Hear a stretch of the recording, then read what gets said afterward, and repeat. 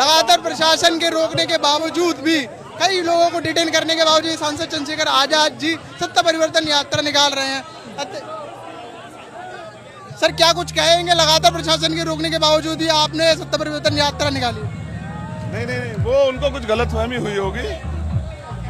यात्रा रोकने को मतलब ही ना, हम कानून के हिसाब से काम कर रहे हैं। हम लोग कोई ऐसा काम थोड़ा ही कर रहे हैं जो इलीगल हो। भाई लोकतंत्र में हम सरकार की जो खामियां वो बताएंगे ही, जनता के सामने रखेंगे ही। अगर हम रखेंगे तो कौन रखेगा?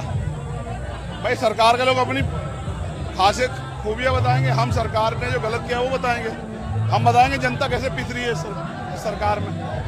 आपने कई सारे वादे किए हैं कि यदि हमारी सरकार आएगी तो हम शराबबंदी कराएंगे। ये संकल्प है, प्रतिज्ञा है जो बाबा साहब ने कहा। हिंदू धर्म में पैदा हुआ है, मेरे बस की बात नहीं थी, हिंदू धर्म में मरूंगा नहीं।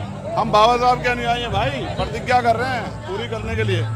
अभी भिंडी में एक हमारी समाज की बेटी के ऊपर किस तरीके से अत्याचार हुआ है, लगातार ऐसे ही कहीं ना कहीं जगह से घट रहा है। पीड़ादायक, बहुत पीड़ादायक है। और ये सरकारों का फेलियर है, लॉ एंड ऑर्डर का फेलियर है। आपकी सरकार आती है तो ऐसे लोगों के खिलाफ क्या कर रही है? एक गुंडा भी दिखाई नहीं देगा आपको, लिख लो आप मुझसे। इस यात्रा से क्या कुछ बदलाव देखने को मिलेगा? बदलेगा, देखिए लोग, ये चुनाव जो होता है ना, लोग परसेप्शन होते हैं। परसेप्शन जब बनते हैं, जब माहौल बनता है तो लोगों के मन बदल जाते हैं। मैं आखिरी सवाल आपसे पूछना चाहूंगा, अपनी जनता को, बहुजन समाज को क्या कुछ संदेश देना चाहेंगे?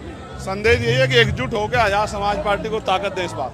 धन्यवाद। तो ये थे सांसद चंद्रशेखर आजाद, जिन्होंने कहा है कि एकजुट होकर इस देश को ताकत दीजिए। हमारे चैनल मिशन अम्बेडकर टीवी को आप सब्सक्राइब और फॉलो जरूर कर ले। सांसद चंद्रशेखर आजाद की इसी जो सत्ता परिवर्तन यात्रा है, इसको पूरा देखने के लिए।